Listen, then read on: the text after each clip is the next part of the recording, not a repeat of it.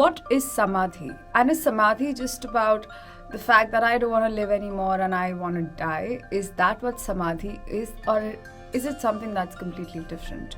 Hello everybody, welcome back to the Tarot Tanvi. I am Tanvi, this is my studio, these are my tarot cards and I'm going to pull towards the end of this video, so please stay with me.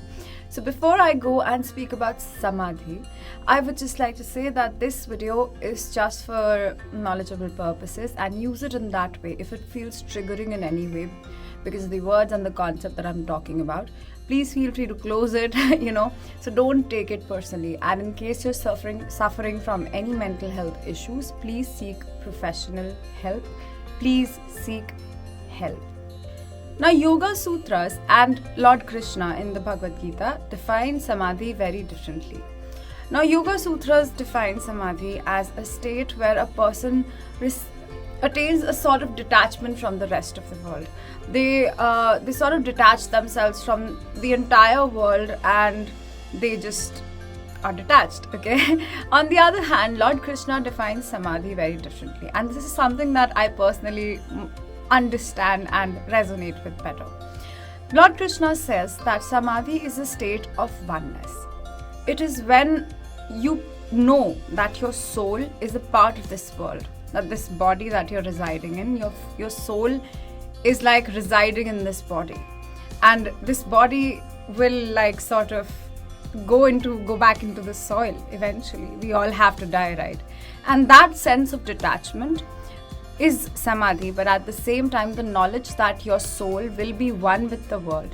Your pain and your happiness impacts the entire world, and this knowledge is known as Samadhi. Now, we have seen or heard of many people taking and attaining Samadhis.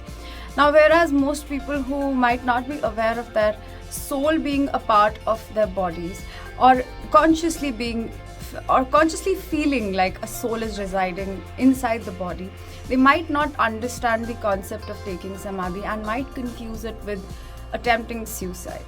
Now, whereas suicide is an act of anger, is an act of depression, is an act of feeling dissatisfied with the rest of the world, the Samadhi is a state of meditation, is the highest form of meditation where the person becomes one and so content and happy that they're able to choose to leave the body intentionally. Okay, of course they can also not leave the body and still live in a state of Samadhi and live the rest of their life in a state of Samadhi where they are just happy and fulfilled and they feel connected to the rest of the world. So this is what Samadhi is, and it's not at all what we think it is. So I just felt like this knowledge was interesting. Yeah, and of course I'm not promoting anything, but this is exactly what Samadhi is. So let's pull cards for you. Let's see what we have. So we have the Four of Cups and the Two of Wands. Okay, so with the Four of Cups can often talk about boredom, can often talk about the fact that we always want something that we don't have. And that's the kind of vibe that I'm getting with the Two of Wands as well. That, looking towards the other side, looking into the lives of other people and thinking that, oh my God, I wish I had that, I wish I had that, I wish I had that. And that's exactly what Samadhi is, this craving of happiness. Samadhi is a state where you don't crave happiness anymore, where you don't run after happiness anymore because you are happy where you are. So this being present,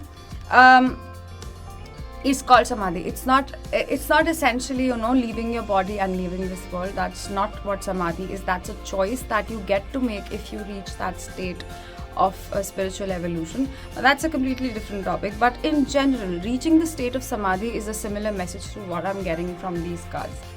That there will always be more achievements to achieve. There will always be things that you don't have and somebody else has it better. The more you achieve, the more successful people you will meet. So the more success you have, the more you will see that there is still success that you don't have. So there will always be things that will be missing in your life. So now what is your choice? Do you choose to live in the present? Do you choose to look around and look at the things that you have? So if you look at this person has one cup flying from in the air. And so what I'm getting with this cup is that this person is wishing, oh my god, I wish I had that in my life.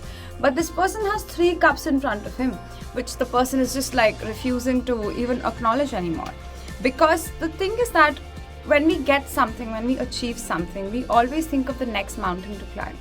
And though it is good, and this is what we are naturally supposed to do, because human beings are creative beings, but at the same time being content with where we are, instead of always looking for the next opportunity, always thinking that once I have that, once I have this, then I will be happy. We will keep wasting our lives chasing things, okay, if it makes sense. So don't chase happiness. Instead, choose to be happy right here, right now. Okay, so that's all that I have for you today. I hope that this was helpful in some way. And I'll see you again next time. And at the same time, I just want to say that this doesn't mean that there's not more happiness coming your way. It doesn't mean that you have to be okay with being miserable. It just means that count your blessings rather than thinking of the next thing that you should have, or the things that you don't have. Yes, so that's all that I have for you today, and I hope that this made some sense and it helped you in some way. And I'll see you again next time. Bye bye, take care.